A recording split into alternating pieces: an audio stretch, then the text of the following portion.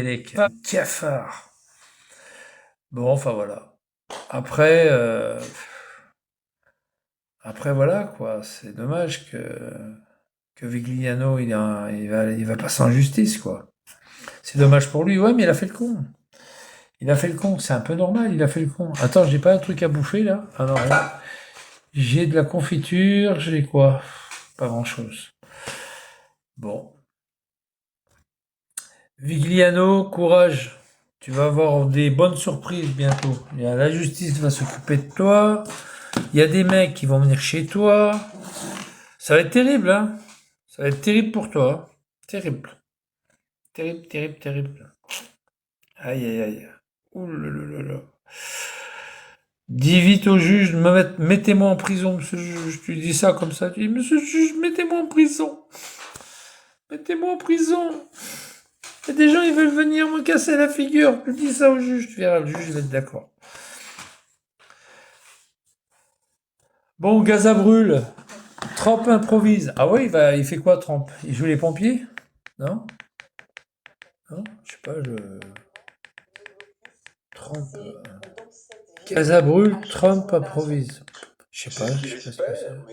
Achever son opération, on ne sait Je sais toujours pas pas ce que ce que ça c'est. veut dire concrètement. Parce qu'il y a maintenant 19 mois qu'il bombarde Gaza, sans grand résultat. Il veut éradiquer, comme il dit, le Hamas. Bon, très bien, l'objectif est clair, mais où est le résultat? On ne le voit pas. Ce qu'on voit, en revanche, c'est une... Il a raison, espèce de grognard. Il faut dire le mot, qui est de plus en plus affamé, parce que maintenant... Il a raison, allez. C'est parfait, très bien. Allez, allez. C'est parfait. Ah putain, ça bug. Ah oui, ça signale. Ouais. Il a raison, il a raison. Ah, il a raison. Il a raison. Là, ça y est, ça c'est revenu. Il a raison par rapport à Gaza. Il a raison. Ah, il a raison. Ah oui, il a raison. Il a raison, il a raison. Il a raison. Allez, allez, allez, allez. Faut les faire payer tout le mal qu'ils ont fait pendant des années. Allez hop. Tout le mal qu'ils ont fait pendant des années, c'est parfait. C'est bien, c'est bien. Moi, je trouve ça bien. Voilà. Voilà. Ils ont fait le con, ils ont fait le con. Le 7 octobre, ils ont fait le con. Tant pis pour eux. Voilà. C'est bien fait pour eux. C'est bien fait pour eux. Il a raison. Il a raison. C'est bien fait, c'est bien fait. C'est bien fait. C'est bien fait, c'est parfait. C'est parfait. En France, on devrait faire pareil, en France. Non, c'est vrai. En France, on devrait faire pareil. Non, mais je vous jure. Hein. Hop, allez hop. Tu veux emmerder le monde, toi? Allez hop. Hein? Oh, peut-être pas comme ça, mais...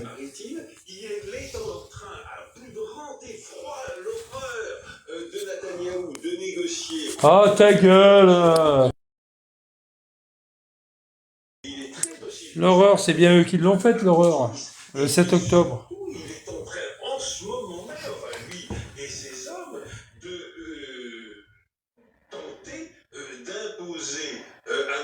Cessez-le-feu à Netanyahou qui n'en veut pas, et un accord de cessez-le-feu qui passerait certes par le désarmement... Ah non, il faut que le Hamas se rende, point barre. Il faut qu'ils se rendent, le Hamas. C'est eux les coupables, il faut qu'ils se rendent. Qu'ils se rendent ou qu'ils s'en vont. Qu'ils s'en aillent. Ils veulent pas partir. Ils veulent continuer à faire du mal au peuple israélien, c'est normal, il a raison. Hein. On assiste en direct à la création des conditions pour une éradication des Palestiniens. Non, mais ça c'est de la... Non, mais ça c'est de la... C'est du... Ça c'est des conneries, ça, c'est ce qu'ils disent. C'est pour mettre Israël par terre. Non, non, mais c'est ce qu'ils disent, c'est pas vrai, c'est de la... C'est de l'intox. C'est de l'intox, c'est de l'intox. C'est de l'intox. C'est tous des gauchos qui travaillent là-dedans. Dans le Médecins sans frontières, c'est tout des gauchos. C'est tout du... C'est la France insoumise. C'est de l'intox, c'est de l'intox. C'est de l'intox. Qu'est-ce que tu veux, Mika de Mikou? Hein? Je t'ai pas bloqué de ta mère. Eh, Mika de Mikouille, je t'ai pas bloqué tout à l'heure. Non, mais est-ce que je t'ai bloqué tout à l'heure? Oui. Allez, repars. Repars chez ta mère, repars chez ta grand-mère. Qu'est-ce que je vais dire? Ouais, je l'avais bloqué, mais sur un autre... On assiste depuis des mois et des mois. Je l'ai bloqué. C'est bon, je l'ai bloqué. Qu'est-ce que je veux dire? Ah, bah attends. Ouah, putain. La population générale, des enfants, la destruction de tout ce qui fait qu'il est possible de vivre à Gaza. Aujourd'hui, c'est... Ah, tais-toi, Isabelle de Fourigny, tais-toi. Présidente de Médecins Sans Frontières, c'est une gaucho. Tais-toi, tais-toi, tais-toi. Tais-toi, gaucho, tu racontes des conneries, tais-toi. Un instant, sur la nourriture, le problème c'est que là, ça fait 60 Elle dit des conneries. Toute l'aide humanitaire, le ravitaillement, tout ça c'est bloqué. Les stocks sont en train de diminuer.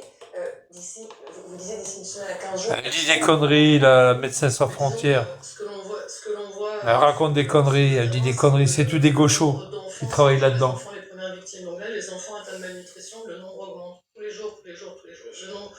C'est des socialos et des gauchos, c'est l'extrême gauche qui travaille là-dedans. Dans Médecins Sans Frontières, c'est des gauchos. On a dit qu'il y avait une augmentation de 30% parmi les enfants qu'on prend en charge. La vérité, c'est que celui qui a créé Médecins Sans Frontières, c'est un gars qui travaille sur Clermont-Ferrand. Alors toi, je connais bien l'histoire. La gauche complète. Hein. Ah oui, la gauche complète. Il était socialiste. Mission de vie, pas assez d'eau. Nous, on est Médecins Sans Frontières, on est le deuxième fournisseur d'eau de Gaza. On estime que d'ici maximum 2 semaines, on devra choisir à utiliser notre essence, le fioul. Ah, ça y est. Ou pour donner de l'eau. Ça y est, elle fait du chantage. J'en étais sûr. On devra utiliser l'essence ou pour l'eau ou pour maintenir nos hôpitaux fonctionner. Donc vous voyez dans quoi vous êtes en train de dire, il y a une urgence humanitaire qui est vitale. Ah, elle dit des conneries, elle dit des conneries. C'est évident, mais c'est plus une urgence humanitaire. Elle dit des conneries. Une crise absolument massive, dont les conditions... C'est pour mettre Israël par terre, pour dire, regardez Israël, le mal qu'ils font. C'est pas vrai, c'est pas vrai. C'est une façon de forcer la population à quitter Gaza. Il y a plusieurs choses. Il y a ce blocus qui est en place. Il y a les annonces du gouvernement. Ils font de la désinformation pour mettre Israël... C'est pas vrai, c'est des conneries qu'elle raconte. C'est des conneries qu'elle raconte, c'est des conneries qu'elle raconte. On connaît leur façon de parler, leur façon de dire. Parce qu'en fait, il n'y a pas de journalistes. Ils n'ont pas voulu que les journalistes soient là pour éviter la désinformation. Mais ils en font quand même, 15 minutes avant que notre maison soit bombardée, on a été prévenus. On a été prévenus 15 minutes avant que notre maison allait être bombardée. Notre clinique, on n'a pas été prévenus. On a reçu des ordres d'évacuation aujourd'hui de Gaza City. Donc les mouvements forcés de population vont recommencer. Ça c'est une chose. Le siège, les mouvements forcés de population, et puis l'annonce de ce plan complètement dingue où l'aide humanitaire en fait, la nourriture, ça n'a rien d'humanitaire. L'aide va être utilisée pour déplacer les populations de Gaza, pour les on verse de l'argent, c'est incroyable. On verse plein de pognon pour ces gens-là. On ne recevra pas à manger. Dans le plan, tout le monde ne va pas recevoir à manger. Et on voit ça comme une déportation de la population. Il y a à bouffer là-bas. Il y a des camions entiers qui vont donner de l'argent. Ils racontent des conneries. Il y a des camions entiers qui donnent de l'argent. Qui donnent à bouffer, qui donnent à manger et à boire. C'est des conneries, c'est des conneries. Ce sont des mots extrêmement forts. Et de la société palestinienne, c'est des conneries, c'est des conneries. 50 000 personnes ont été tuées, mais c'est la destruction de ce qui fait la vie, c'est la destruction de la société, c'est la destruction... Regarde, ils ont à boire, regarde. Ils ont à boire, ils se servent. Ils ont des gamelles. Pendant des années, ils ont donné ils ont lancé des pierres sur Israël, sur des policiers israéliens. Pendant des années, ils ont envoyé des cailloux à travers la frontière. Moi, je me souviens, je voyais ça sur Internet. Ils envoyaient des pierres avec des lance-pierres. Et là, le 7 octobre, ils ont exagéré, les Palestiniens. Ils ont poussé le bouchon trop loin. Et toute la population était d'accord. Ils les ont tous aidés. Ils ont aidé le Hamas. Ils ont aidé le Hamas à commettre des crimes. Parce qu'il n'y a pas que le Hamas qui a fait ça tout seul. Il y a toute la population de Gaza qui s'est investie là-dedans. Toute la population de Gaza, du plus petit au plus grand. De 6 ans à 77 ans. De 7 ans à 77 ans. Toute la population a fait ça. Toute la population. On les voit, les gamins, ils passent, ils mettent des gros coups de poing, des grosses claques dans la gueule aux gens qui étaient kidnappés sur les scooters et les camions et les machins. Ils leur mettaient des grosses claques dans la gueule en passant. La foule leur mettait des grosses claques dans la gueule à ceux qui ont été kidnappés et en otage. Et c'est des personnes qui allaient mourir, hein. Attention. C'est des personnes qui ont été prises en otage et ceux-là allaient mourir. Il y en a beaucoup qui n'ont pas été libérés, hein. Il y en a quelques-uns qui ont été libérés, c'est tout. Ils ont fait du chantage pour libérer 200 personnes. Pour 6 otages libérés, 200 personnes de prison. Ils ont fait du chantage incroyable. De Gaza, rivière, une zone de liberté, c'est une zone dans laquelle il n'y a plus l'occupation. Bernard Guetta, député européen. Salope, va. Fonctionnaire de merde, va. Bouffer de l'argent de l'État, ça me tue, ça. Ils sont payés à coups de millions, ces gens-là. En tous les cas, ce qui se passe à Gaza, je vous le dis, les gars, j'en ai rien à foutre. Vraiment, ils ont cherché, ils ont trouvé. Ils ont cherché, ils ont trouvé. Il fallait que ça arrive, ça. Il fallait que ça arrive. Ils ont cherché la merde, eh ben ils l'ont trouvé, la merde. À partir du 7 octobre, ils l'ont trouvé, la merde. Ils ont trouvé leur maître. Ils ont trouvé leur maître. Plus encore, parce que c'est déjà le cas, de retourner la population de Gaza contre le Hamas. Ça, ce sont les deux objectifs. C'est pas l'extermination de la population de Gaza. Ça, c'est une exagération. C'est une caricature. Mais en revanche, c'est l'exil forcé de la population. C'est l'exil forcé, le retournement de la population contre le Hamas. Mais ça ne marchera pas. Ça ne marchera pas. Et les Américains et Trump commencent à en être conscients. Et en vérité, ils voudraient imposer depuis maintenant 48 heures un tout autre plan, enfin largement différent à Netanyahou, qui s'oppose à Trump. On est dans une situation aujourd'hui de conflit ouvert qui n'est pas déclaré publiquement, mais qui se joue en coulisses avec une violence incroyable. Il y a un élément intéressant aussi qui est en train de se passer en ce moment, Ulysse, c'est que Donald Trump est en tournée au Moyen-Orient. Quand on voit les étapes de cette tournée, il est allé en Arabie Saoudite, au Qatar et aux Émirats Arabes Unis. Mais pas d'État en Israël. Est-ce que ça traduit effectivement cet éloignement de Donald Trump ? En tous les cas, voilà, situation explosive. Bah écoute, je veux te dire franchement, ce qui arrive, de quoi tu parles ? Tu parles de la Palestine ? Situation explosive ? Pour Vigliano, ça y est, c'est clair et net, hein, je vais pas revenir là-dessus. Il enlève les vidéos, moi je vais pas déposer plainte. Ah, pour Vigliano ? Non, pour là ? Pour Gaza ? Ah mais Gaza c'est foutu, ça y est. Gaza c'est terminé, ils vont partir. Ah non, mais la Palestine n'a jamais existé. La Gaza, tu veux dire, Gaza. Faut pas dire Palestine, parce qu'il n'y a pas de pays. La Palestine n'existe pas.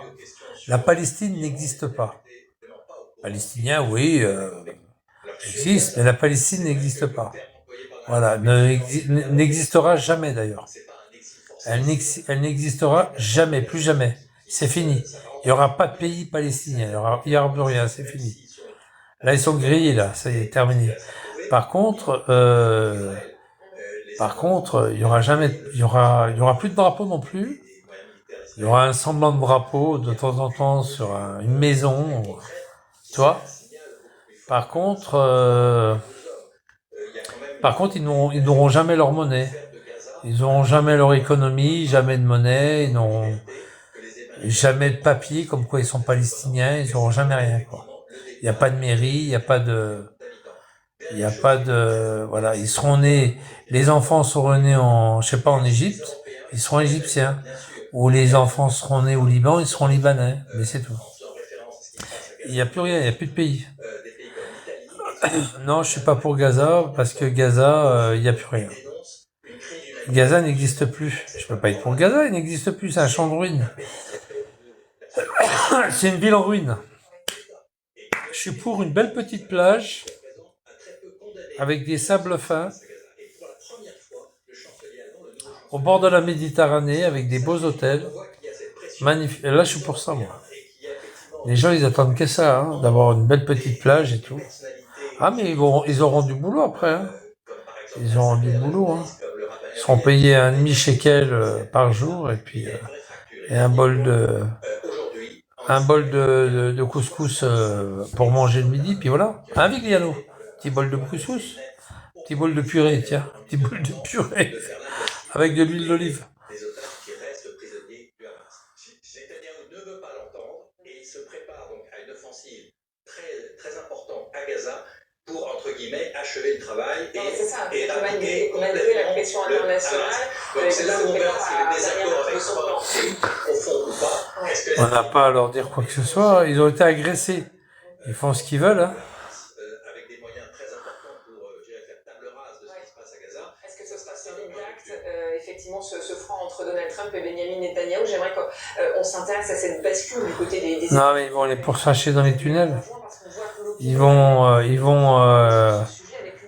vont gazer les tunnels et puis ça y est. Hein. Ah, ils vont gazer les tunnels. Un gaz toxique et puis terminé. Hein. Ils vont pas se faire chier. Hein. Ils vont faire les trous par le haut et puis accéder dans les tunnels. Ils les connaissent ces tunnels. Hein. Ils vont gazer les tunnels et puis voilà. Il a fait irruption en pleine audition de Robert Kennedy, en pleine audition parlementaire. Ah, ils vont gazer les tunnels. Avec un message adressé à l'administration Trump, je cite, arrêtez de financer les bombes israéliennes plutôt que de couper dans le budget de santé des Américains. Regardez, c'était hier soir. Ah, je l'ai vu ça. Ils se sont fait expulser de la salle. Et l'autre, il a sorti une banderole.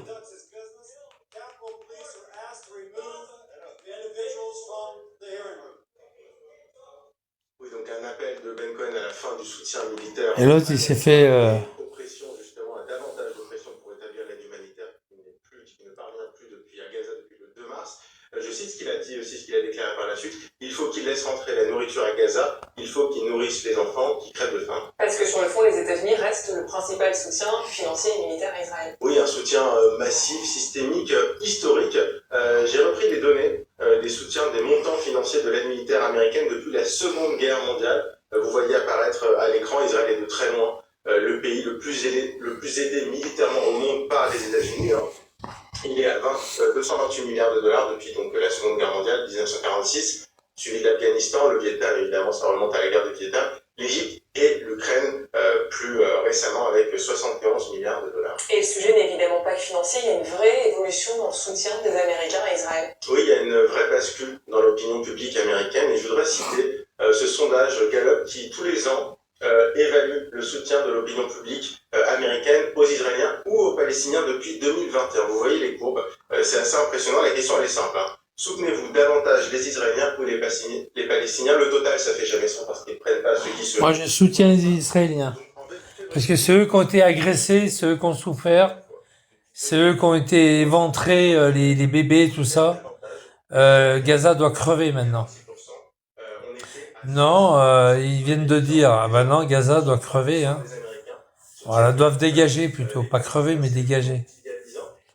Ils dégagent dans les autres pays qui veulent les accueillir. Mais... Moi, dans 2 ans et demi, je leur laisse ma place et puis c'est tout. Quoi. Puis voilà.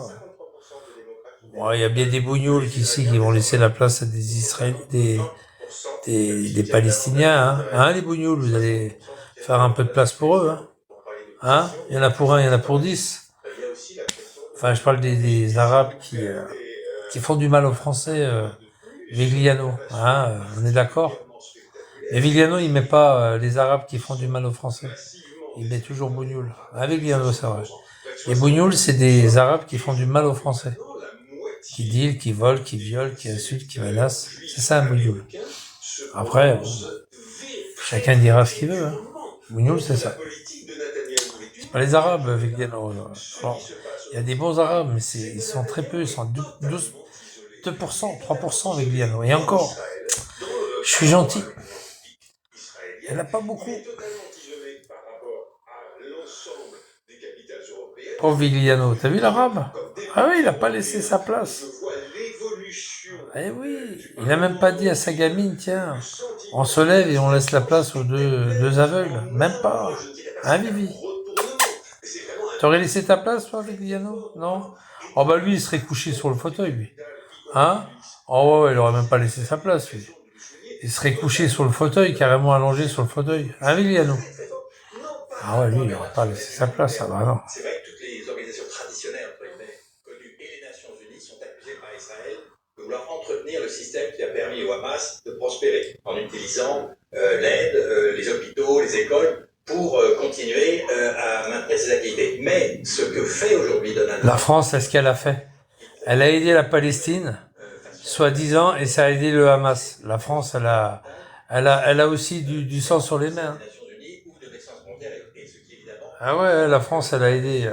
Enfin, pas nous, hein, parce que nous, on savait très bien. Nos politiques de merde, ils ont aidé. Tourner le système des Nations Unies, c'est ça qui est important, au profit de nouvelles organisations qui préfigurent l'avenir de Gaza, entre guillemets, sans le Hamas. Ulysse, j'ai une nuance. Ce qui est important, pardonnez-moi, juste une phrase. Ce qui est important aujourd'hui, c'est que les Américains, y compris Trump, disent qu'il faut aujourd'hui faire rentrer de la nourriture à Gaza. Tournant le Oui, mais attendez, j'aimerais bien avoir une explication sur cette ONG. Et contre Netanyahou. C'est ça qui est fort. Mais Isabelle de Fourny, pourquoi les ONG s'inquiètent de cette initiative? Mais j'essaie de l'expliquer au départ, mais je n'étais pas suffisamment claire. Bon, d'abord, cette fondation genevoise... Les ONG, tout à fait, ils racontent des conneries. C'est la gauche, c'est l'extrême gauche. Les ONG, c'est l'extrême gauche, c'est la gauche, l'extrême gauche. Pour être ONG, il faut faire partie de la gauche, voire de l'extrême gauche. Très souvent, c'est l'extrême gauche. C'est d'utiliser ce qu'on pourrait appeler des secours, c'est d'utiliser de la nourriture pour faire plusieurs points de distribution de la nourriture, pour faire bouger de force la population vers le sud, et pour pouvoir... elle dit des conneries, elle raconte des conneries. Elle fait de l'intox, elle fait de l'intox.